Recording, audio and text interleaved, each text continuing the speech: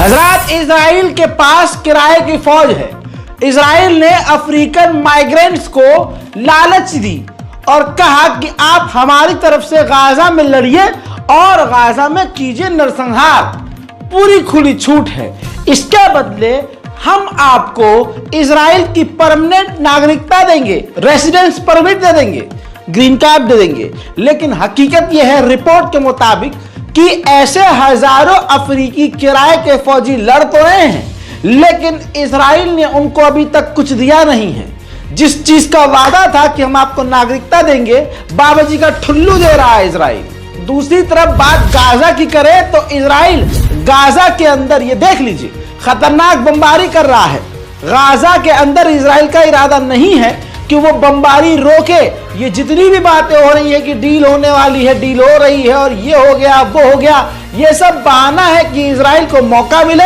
हम उम्मीद पर टिके रहे कि अब रुकेगी और इजराइल को ज्यादा से ज्यादा वक्त मिले कि गाजा के अंदर नरसंहार करे और तबाही मचाए। वहीं अब अरब ने जिस तरह से गाजा का सौदा कर दिया है, तो देख लीजिए, इजराइल अब बम लगा लगा कर मसाजिद को उड़ा रहा है। और इतना ही नहीं, इजराइल ने लगभग 90% गाजा को तबाह कर दिया है। देखिए,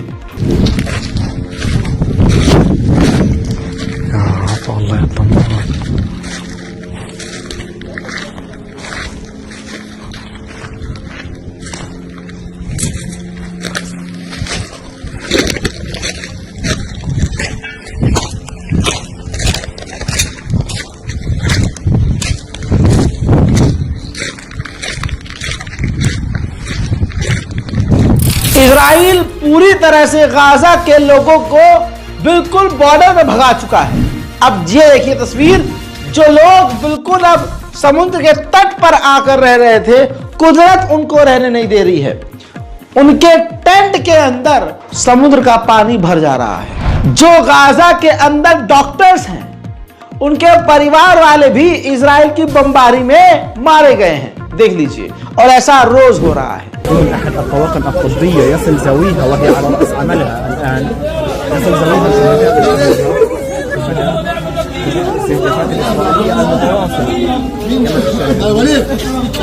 हजरात, इससे दर्दनाक तस्वीर ये देखिए, बिफोर आफ्टर। इन 3 मासूम बच्चों के वालिद यानी फादर मारे गए हैं। वहीं इस खतरनाक जंग में अब तक 41,206 फिलिस्तीनी अब तक मारे गए हैं और ये संख्या बढ़ती जा रही है। अभी भी इजराइल में इतनी खतरनाक भुखमरी है कि लोग अब भूख से ही मर रहे हैं। अल्लाह अकबर। इस तस्वीर को देखिए, गाजा के छोटे छोटे बच्चे उन लोगों के पीछे भाग रहे हैं जो जैसे तैसे खाना बांट रहे हैं। वहीं इजराइल के सैनिक को देखिए, गाजा के अंदर उसने मकानों को तबाह किया, इलेक्ट्रॉनिक सिस्टम को तबाह किया, इलेक्ट्रॉनिक सामानों को तबाह किया और पूरी तबाही वीडियो बनाकर दिखा रहा है। और तबाही का ये सारा वीडियो वो खुद सोशल मीडिया पर पोस्ट कर रहे हैं। मेरे दोस्तों, इजराइल के सैनिक साफ कहते हुए पाए गए हैं कि कोई भी वैक्सीन फिलिस्तीनियों को बचा नहीं सकती। ये हमेशा से बीमार हैं और बीमार रहेंगे और हम इनको मिटाने का काम करेंगे और लाइव सपोर्ट देना बंद करेंगे। ये हमारा काम है। देखिए,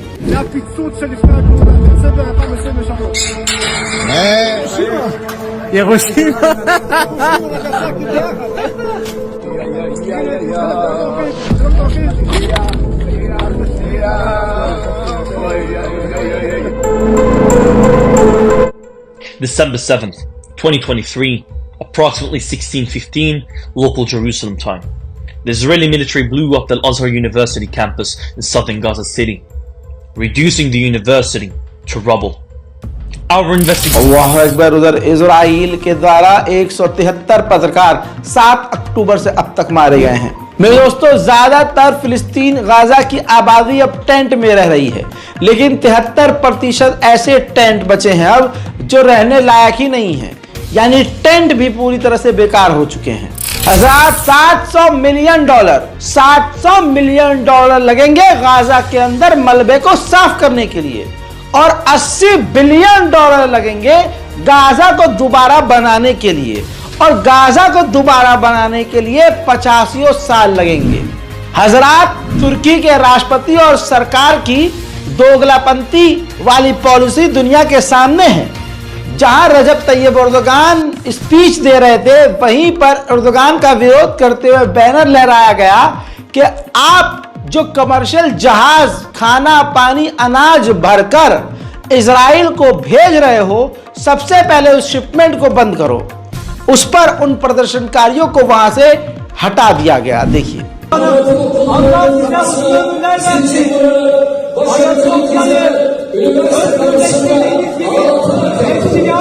özgürleştirmek size nasip olsun inşallah. Size gönül vermiş bir olarak özgürlük filosununa destek olmanızı istiyoruz. Allah için zalimin karşısında mazlumun yanında olalım. अल्लाह अकबर। उधर तस्वीर देखिए, ये राफा है दोस्तों, बिफोर आफ्टर, पहले की आबादी देखिए और अब उजाड़ देखिए, अब वो जमीन खाक देखिए।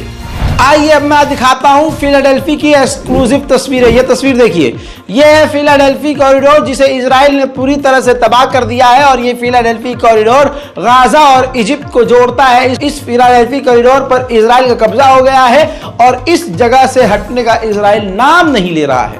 एक लंबे समय के बाद, या यूं कहूं पहली बार, जर्मनी इजराइल को हथियार बेचने में टाइम लगा रहा है, क्योंकि जर्मनी पर पूरी दुनिया का प्रेशर है और जर्मनी हाईलाइट हो गया है जिस तरह से उसने इजराइल की मदद की है इस नरसंहार में।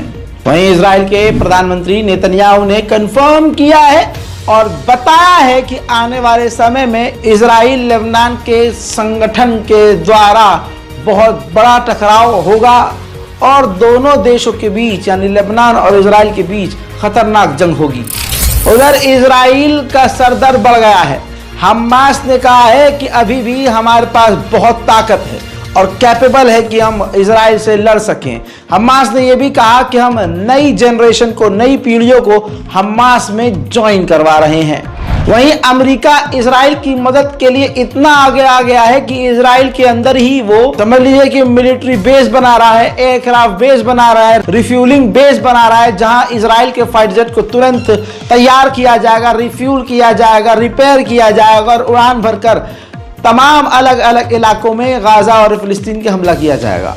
उधर सऊदी अरब ईरान से सख्त नाराज हो गया है। सऊदी अरब की यह सरकार जो अमेरिका की गुलाम है, इसने कहा है कि चाइना ने ईरान और हमारे बीच जो एग्रीमेंट करवाया था, उस एग्रीमेंट को ईरान तोड़ रहा है। हुथीस को ईरान, यमन के हुथीस को ईरान ने कहा था कि हथियार नहीं देंगे, लेकिन हुथियों के लगातार ईरान हथियार दे रहा है। अब आप ये बात ये समझ सकते हैं कि इजराइल के समर्थन में चाहता नहीं है सऊदी अरब के इजराइल के खिलाफ, अमेरिका के खिलाफ यमन के लड़ाकों को ईरान हथियार दे।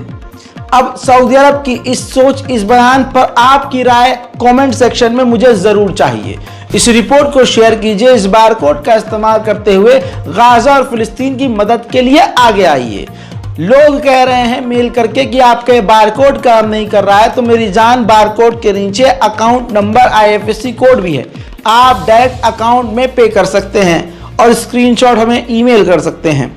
हजरात मोहतरम, इस रिपोर्ट को शेयर कीजिए, दुआओं में याद रखिए। यह हमारा रजाग्राफी अनस्क्रिप्टेड चैनल है जो आपके लिए बेहद ज़रूरी है। लिहाजा आपसे यही गुजारिश है कि चैनल को सब्सक्राइब कीजिए। जय हिंद।